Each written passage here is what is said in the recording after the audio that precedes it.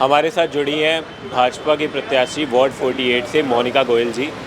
Ma'am, सबसे पहले तो मैं ये जानना चाहूँगा, 250 वार्डों पर अब की बार चुनाव होने वाले हैं एकीकरण के बाद, तो अब की बार बीजेपी को कितने सीटों की उम्मीद है? देखिए, पूर्ण रूप से भाजपा ही आएगी हर जगह, क्योंकि भाजपा जो है लोगों की सेवा का विचार लेकर के चल रही है और सेवा ही की है।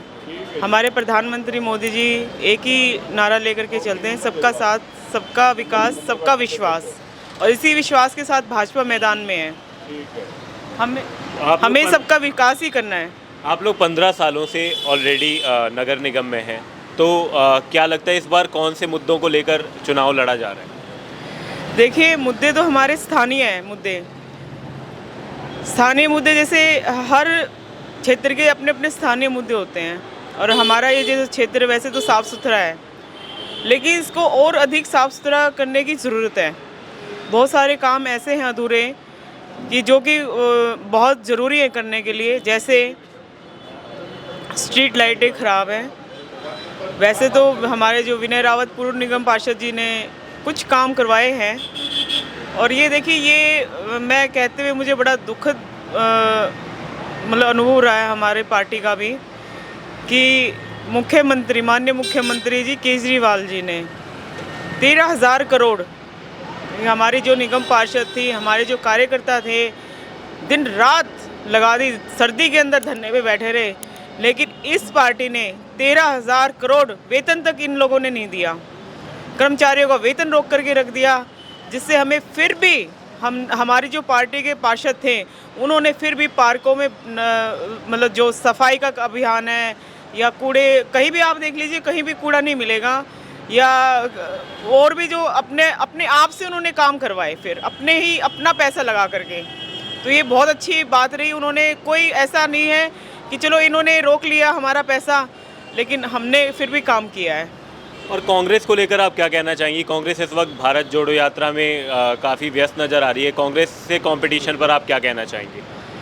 देखिए, कांग्रेस के बारे में तो आप सभी जनता ही जानती है, पब्लिक जानती है। इसके बारे में मैं क्या कह सकती हूँ जी। और इस वक्त जो सबसे तगड़ा कंपटीशन दम भरा जा रहा है आम आदमी पार्टी की ओर से, तमाम तरीके के 10 तरीके की गारंटियाँ अरविंद केजरीवाल जी ने लोगों के सामने रखी हैं, उस पर आपका क्या कहना है कि आपका जो वचन पत्र है और आम आदमी पार्टी की ओर से जो गारंटियाँ जारी हुई हैं, तो उसको अगर हम रखा जाए तो बैलेंस कहाँ नज़र आता है? देखिए, केजरीवाल जी ने तो कहते हैं ना, झूठ की दुकान ज़्यादा दिन नहीं चलती। झूठे प्रचार करना, पब्लिक को भ्रमित करना, झूठे प्रचार करके उनकी एक आदत सी रही है। सिर्फ उनका एक काम है खोखले प्रचार करना और काम कुछ नहीं करना। आप बताइए, उन्होंने मोहल्ला क्लिनिक बनाए हैं, कितने लोगों के काम आ रहे हैं? बंद पड़े हैं, वहाँ पे गधे घूमते हैं। उन्होंने बहनों के लिए, हमारी महिलाओं के लिए कहा था कि जो महिलाएं फोर्स कमांडो रखेंगे, वो कितनी आपने देखी होगी? आप ही बताइए, मैंने तो कहीं देखी नहीं है सुरक्षा के लिए।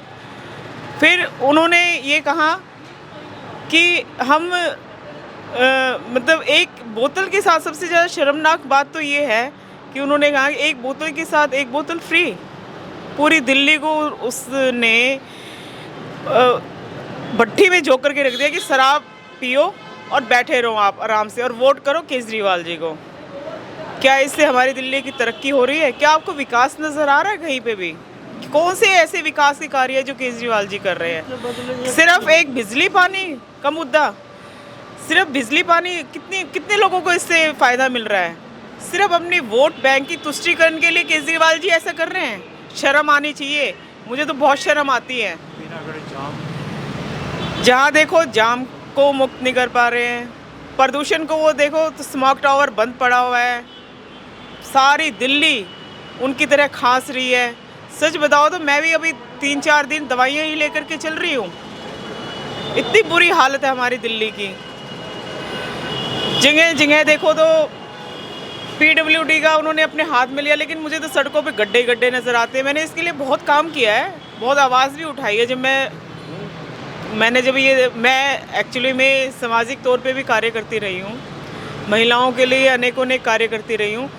और देखिए, मैं वो कहते हैं ना, खुद मुँह मिट्ठू, हमेशा मैंने आवाज़ उठाई है। और एक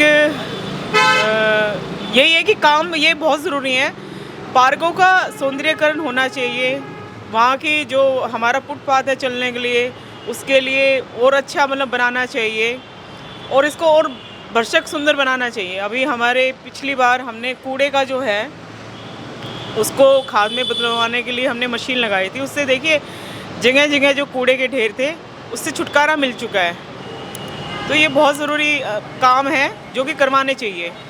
शिक्षा और स्वास्थ्य को लेकर क्या कहेंगे, क्योंकि शिक्षा और स्वास्थ्य का भी मुद्दा एमसीडी में अब की बार उठाया जा रहा है, आपके भी मैनिफेस्टो में है और क्या कहते हैं अरविंद केजरीवाल जी के भी मैनिफेस्टो में। शिक्षा की बात जहाँ तक आती है तो केजरीवाल जी के वही खोखले प्रचार हैं। आज भी कई स्कूलों में प्रिंसिपल नहीं है,